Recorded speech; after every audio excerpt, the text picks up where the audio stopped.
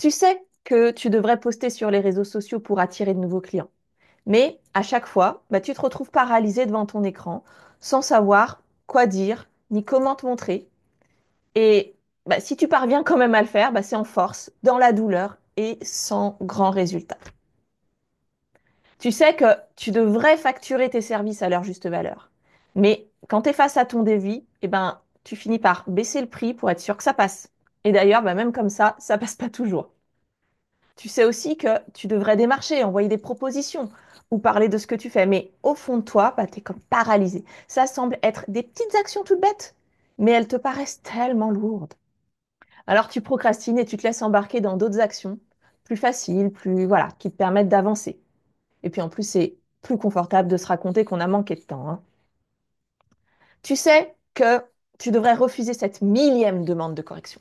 Tu sais que tu devrais recadrer ton client. Tu sais. Et pourtant, tu ne le fais pas. Si ça te parle, reste avec moi parce que ces situations, je les vois tout le temps chez les créas freelance que j'accompagne. Et pour être honnête, je les ai personnellement vécues aussi. Et si c'est pas précisément celle-ci, c'en est d'autres. La mécanique, elle est toujours la même. Tu essaies d'appliquer des stratégies qu'on t'a enseignées, que ce soit en marketing, en prospection, en dev perso, peu importe. Tu fais ce que tu peux, mais tu n'obtiens pas les résultats espérés. Pire, tu finis des fois par te demander pourquoi ça marche pour les autres, mais pas pour moi. Qu'est-ce qui ne va pas chez moi?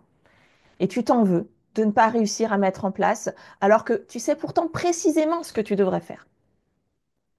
Le truc, c'est que c'est pas toi le problème. C'est pas non plus la méthode qui est pas bonne. En réalité, le problème, il se cache ailleurs. Et dans cette vidéo, je vais t'expliquer pourquoi tu te retrouves dans ces situations et surtout ce qui permet de débloquer ce qui t'empêche pour l'instant d'agir et d'avancer enfin concrètement dans ton activité. Et j'espère que dans cette vidéo, ce que je vais te partager va te permettre d'aller un cran plus loin de ce que tu as peut-être lu à droite à gauche et qu'on t'a peut-être déjà expliqué jusque-là. Alors, je regarde un petit peu mes petites notes. Qu'est-ce que je voulais te partager? Ouais, alors je voulais commencer. Alors, je vais voir si mon partage d'écran fonctionne, ce qui serait super. J'en profite pour te dire que je, je vais te partager quelque chose en mode à la cool. J'ai envie de faire cette vidéo sans pression, en fait. Donc, du coup, ça va peut-être pas être le truc le plus calligraphiquement, le truc le plus fini. Mais je me dis qu'en fait, si j'attends tout le temps d'avoir quelque chose de parfait, en fait, je fais jamais les vidéos et c'est con parce qu'elles pourraient être utiles.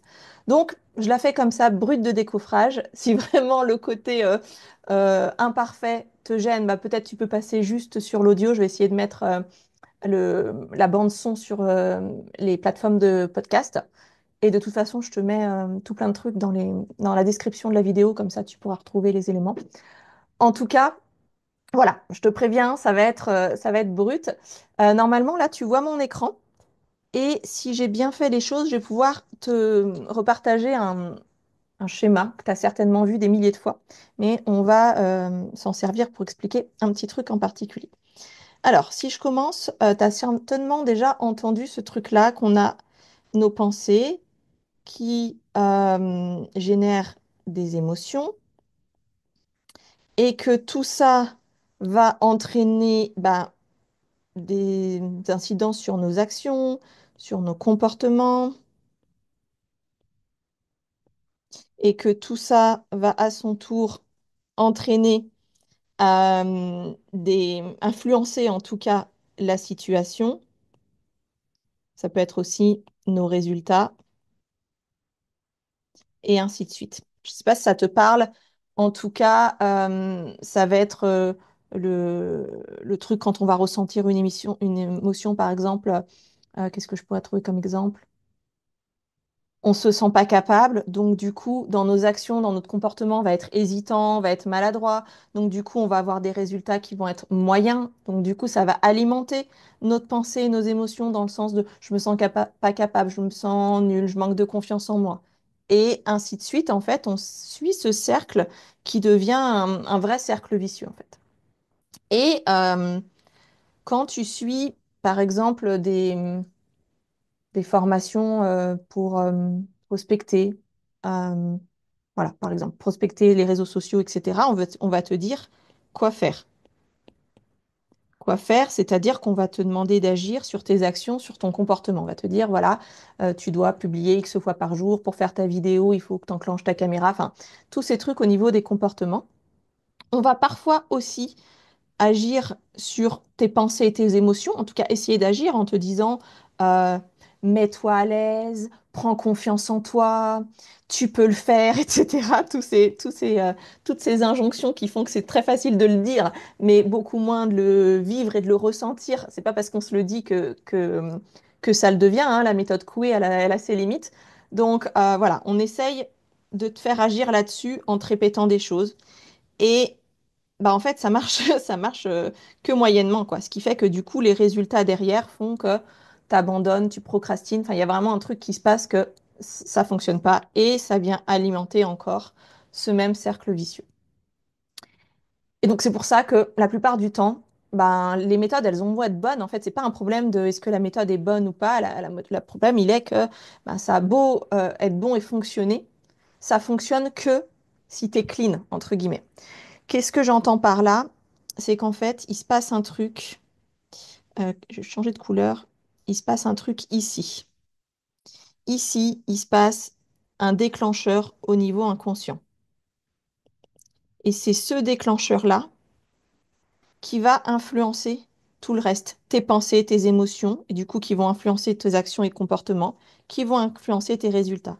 Et quand on arrive là, eh ben, soit on est dans le cercle vicieux et donc on retombe dans la même roue, soit on a pu libérer le déclencheur inconscient, enfin on a pu, ouais, on a pu, ça veut pas tenir, ça veut pas nous libérer ce déclencheur inconscient.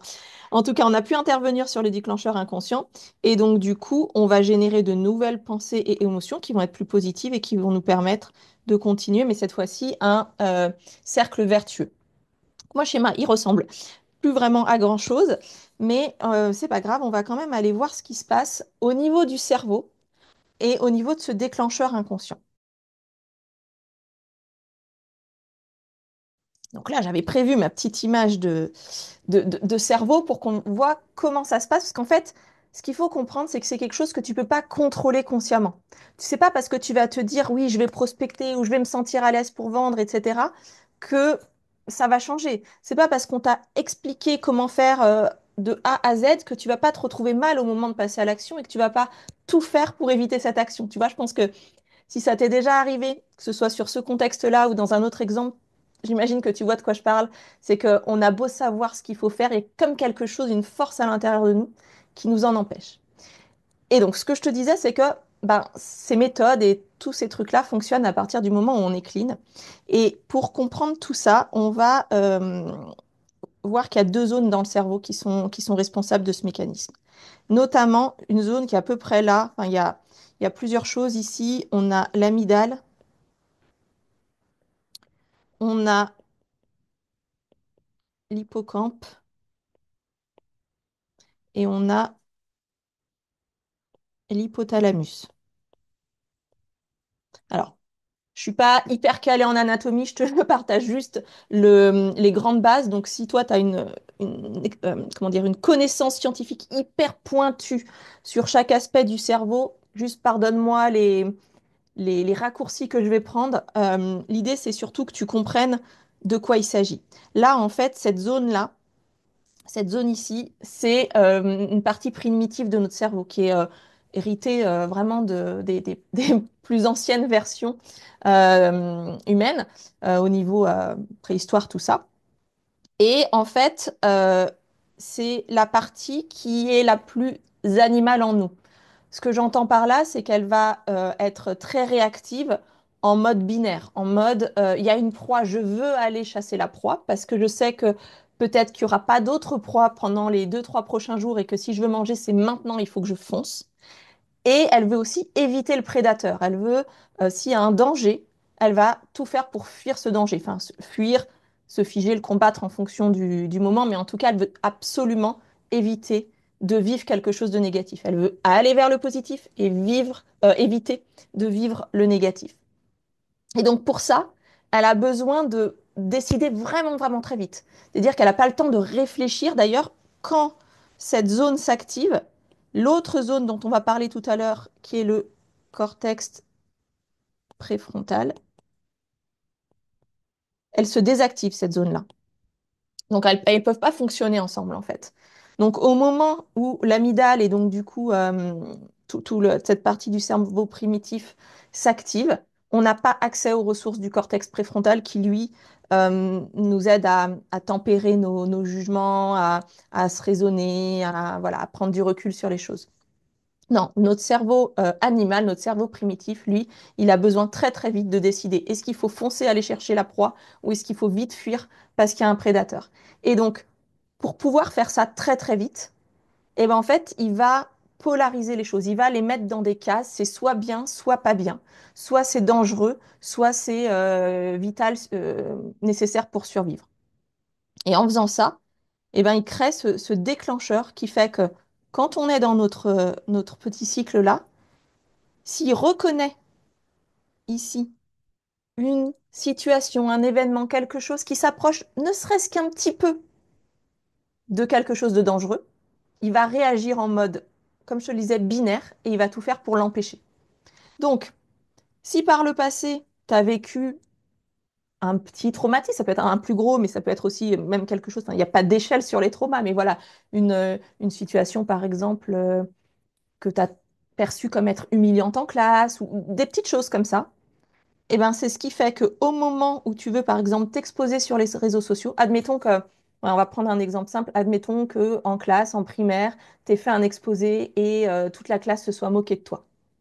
Bon, bah, tu as encodé ça au niveau là, donc de ton hippocampe et de ton hypothalamus. Enfin, en tout cas, il y en a un qui est là pour euh, archiver, c'est l'hippocampe, il est là pour archiver l'info, l'émotion ressentie, et l'hypothalamus, il est là pour convertir ça en action.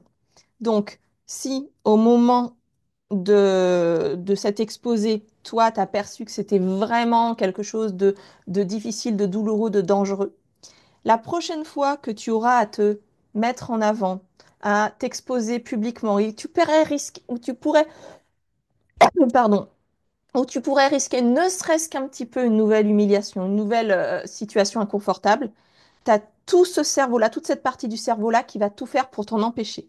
Et donc, elle va allumer la grosse alarme et te dire non, non, non, non, non, surtout, ne fais pas ça. Et elle va te faire procrastiner, elle va te faire toutes ces choses-là qui vont faire qu'il y a une force en toi qui pousse.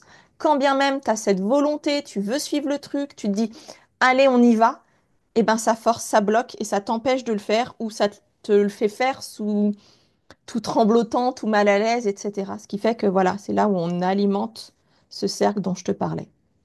Si en revanche, on vient libérer cette charge-là, on vient, ah ben voilà, c'est parfait, ça l'enlève carrément, on vient la dissoudre, on vient effacer de l'encodage du cerveau, non pas le souvenir de l'exposé, ok, très bien, mais on vient effacer l'association du fait que c'était uniquement douloureux. Parce qu'en fait, en vrai, c'était pas uniquement douloureux, c'est juste notre perception qui a fait qu'on se souvient de cette partie-là, mais il y a une force d'équilibre en tout temps et tout point qui fait que, bon, je ne vais pas rentrer dans les détails là-dedans, mais qui fait que en vrai, il y avait les deux. Mais ton cerveau a enregistré que l'un parce qu'il a perçu que le côté négatif.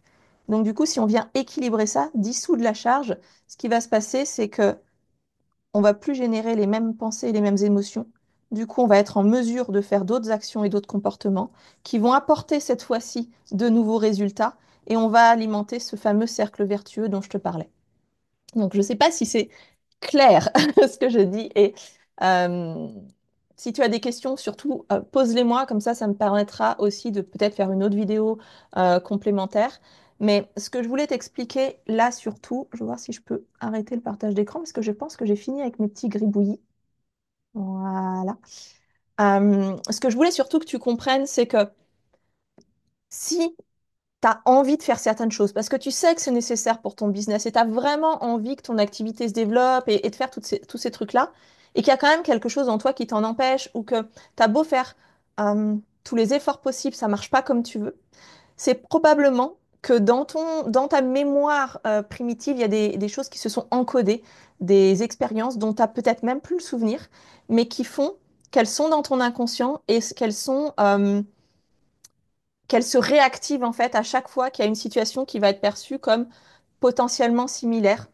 Et des fois, c'est très éloigné, mais en tout cas, le cerveau, lui, encore une fois, il a besoin de décider très vite, hein. Donc, vaut mieux pour lui qui croit que c'est un prédateur, même si c'en est pas un, et qui fuit, plutôt que qu'il risque de se tromper en se disant non, mais peut-être que là, c'est pas un prédateur et qu'il se fasse bouffer. Donc, vraiment, à l'origine, il faut vraiment comprendre que c'était très important de polariser à l'extrême, de vraiment séparer et très vite décider ce que c'est bien et ce que c'est mal.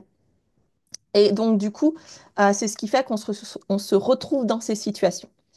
Euh, voilà, ce que je voulais surtout te partager euh, et te faire comprendre qu'en fait, le seul moyen de venir faire en sorte que, par exemple, les méthodes fonctionnent, que tu changes tes pensées, tes émotions, etc., c'est d'agir en dissolvant ces charges-là. Tant que tu vas juste les mettre sous le tapis, euh, j'entends souvent, moi, je vais travailler avec mon psy, j'ai travaillé, j'ai fait des exercices, etc. C'est bon, j'ai dépassé ça, j'ai pardonné, j'ai accepté, enfin, tous ces trucs-là, en fait, comprends bien que tu as juste mis sous le tapis, sous cloche, ce qui fait que consciemment, tu as l'impression que c'est bon, c'est passé. Mais en fait, au niveau vraiment de ton cerveau et surtout de ton inconscient, c'est toujours là et ça continue de te driver. Et c'est vraiment ça qui est fondamental, c'est que du coup, tu ne pourras pas appliquer toutes ces techniques-là, ou en tout cas, tu vas pouvoir aussi peut-être le faire au début en te forçant, mais très vite, il y a des symptômes qui vont apparaître et qui vont t'obliger à arrêter de le faire. Euh, ou alors simplement, sans même les symptômes, tu vas simplement avoir une baisse d'énergie, une baisse d'entrain, des oublis, des choses qui vont faire que de toute façon, ça va s'arrêter. Et que si tu le continues, tu dois vraiment le faire dans la douleur et dans l'effort. Voilà, c'est pas que t'es mauvais, c'est pas que t'es, c'est pas que t'es nul à ça, c'est juste que tu as quelque chose qui essaye juste de te protéger. En fait, l'intention, elle est bonne au départ, mais comme il y a une espèce de surgénéralisation qui est faite de par ce que je t'ai expliqué, l'historique, préhistorique, justement, euh, on, on a tendance à englober beaucoup plus de trucs que ce qui serait nécessaire et à avoir une perception, en tout cas, qui est incomplète sur l'événement qui est ancré dans notre mémoire inconsciente.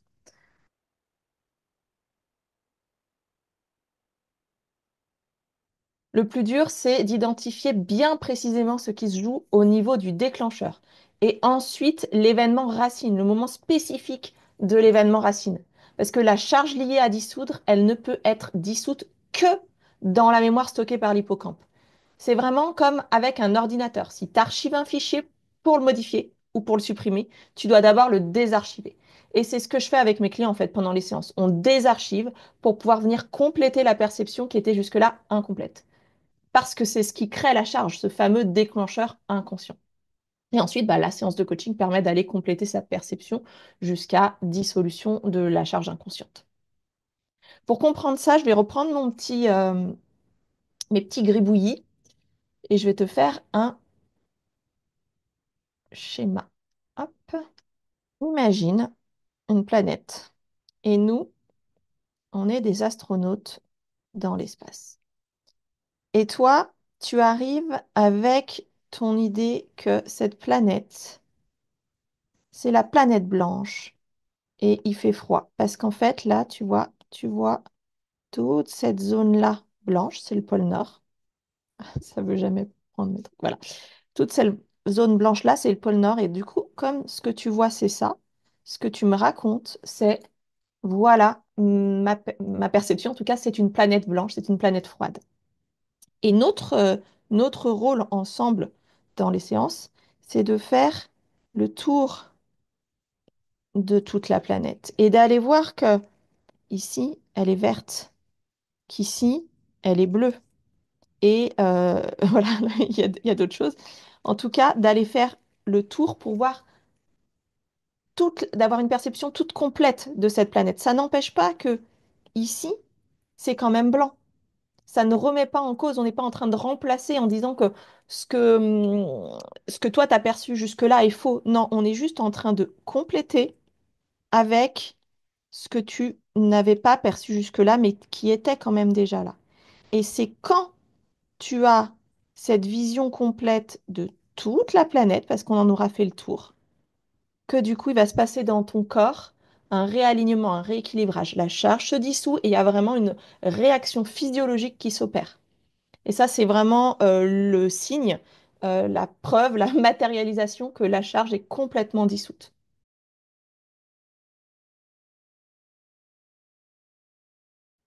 Si tu dois repartir avec une seule chose en tête, ce serait celle-ci. Les formations, les méthodes ou les stratégies, que ce soit en marketing, en développement professionnel, personnel ou dans d'autres domaines, ne peuvent fonctionner pleinement que si tu as levé les freins inconscients qui t'empêchent de les appliquer. Tu n'es pas incapable, ce n'est pas un problème de méthode. Le vrai blocage, il est dans ces déclencheurs émotionnels inconscients dont on a parlé. C'est au niveau de ton cerveau que ça se joue. Tant que ces déclencheurs sont actifs, ils sabotent tes comportements, ils te drivent, même si tu disposes des meilleures stratégies du monde. Deuxièmement, ces blocages viennent, comme on l'a vu, d'une perception incomplète à la racine. Ton cerveau, pour te protéger, a associé une charge émotionnelle à un événement passé. Mais cette perception, elle est souvent erronée ou partielle. Elle a juste servi à polariser les choses en lien avec le fonctionnement de notre cerveau primitif. Et c'est cette perception qu'il faut rééquilibrer pour dissoudre la charge émotionnelle qui va avec et te libérer. Comprends vraiment que les outils, les formations, etc., te donneront enfin des résultats quand tu seras libéré de ça. Une fois que la charge est dissoute, ton énergie change, tes comportements deviennent naturels, alignés, et tu peux appliquer les conseils et les méthodes sans te battre contre toi-même en fait. C'est là que le fameux cercle qu'on a vu pensée, émotion, comportement, résultat bascule dans un cercle vertueux. Souviens-toi vraiment, ce qui te freine aujourd'hui, c'est pas un manque d'effort ou de compétences, mais c'est un blocage inconscient. La clé, ce n'est donc pas de forcer, mais de comprendre et de transformer ces mécanismes profonds.